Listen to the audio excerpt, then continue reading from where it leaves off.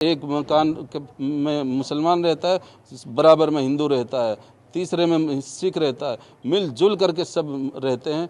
ऐसे मुल्क में वो कभी भी कलमे के नाम पर हमें अलग नहीं कर सकते। हम दोबारा पुनः देश के प्रधानमंत्री मोदी जी से निवेदन करते हैं कि पाकिस्तान को ईंट का जवाब पत्थर से देने का काम करें। जम्मू कश्मीर के पहलगाम में हुए आतंकी हमले को लेकर देश भर में प्रदर्शन किया जा रहा है। इस बीच हरियाणा के अंबाला में मदरसा के बाहर मुसलमानों लोगों ने पाकिस्तान मुर्दाबाद का नारा लगाते हुए विरोध किया। सुनिए पीएम मोदी का सपोर्ट करते हुए वहां के लोगों ने क्या कहा।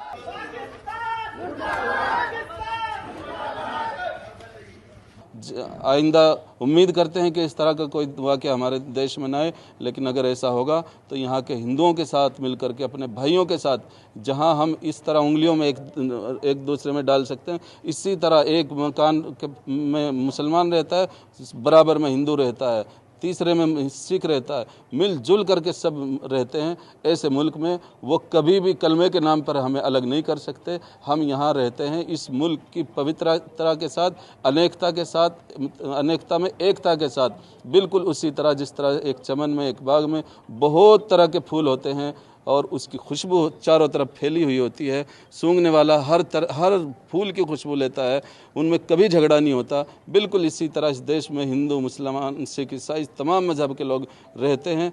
इस तरह की बुज़दिलाना हरकत करने वाले कभी भी हमारी एकता को बर्बाद नहीं कर सकते।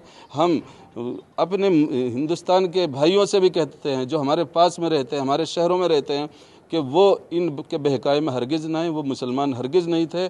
यहाँ पर किसी तरह का, इस तरह का कोई वाक़या पेश ना आए कि किसी अपने देशवासी के, चाहे वो मुसलमान हो चाहे हिंदू हो, किसी को भी उसका नुकसान न पहुँचे। नुकसान अगर कुछ होगा तो उनका होना चाहिए जो सरकार करेगी। इन्होंने जो इस्लाम को पढ़ा होता तो वह ऐसा काम ना करते। असल में इन लोगों ने इस्लाम को पढ़ा ही नहीं, इस्लाम को समझा ही नहीं। जिस कलमे की आड़ पर लेकर के इन्होंने ये काम को अंजाम दिया है, वो कलमे की हकीकत उन्हें पता ही नहीं है।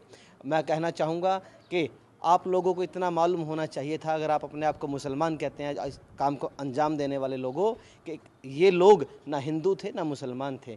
वो मेरे नबी करीम सल्लल्लाहु अलैहि वसल्लम की उम्मत थी। मेरे नबी करीम सल्लल्लाहु अलैहि वसल्लम, मोहम्मद सल्लल्लाहु अलैहि वसल्लम की उम्मत को तुमने इतनी बुरी तरीक़ा से मारा है, उसका अज़र तुम्हें इस दुनिया में भी भुगतना है और आखिरत में भी भुगतना पड़ेगा। हम दोबारा पुनः देश के प्रधानमंत्री मोदी जी से निवेदन करते हैं कि पाकिस्तान को ईंट का जवाब पत्थर से देने का काम करें और कहीं भी ऐसे काम में देश के मुसलमानों की, नरेंद्र मोदी जी, आपको आवश्यकता है, ज़रूरत है, तो देश का हर मुसलमान आपके साथ खड़ा है, सरहद पर जाने के लिए भी तैयार है। आप हमें इजाज़त दीजिए, हम जा कर के बदला ले करके आएंगे, अपने देशवासियों का बदला हम लेंगे।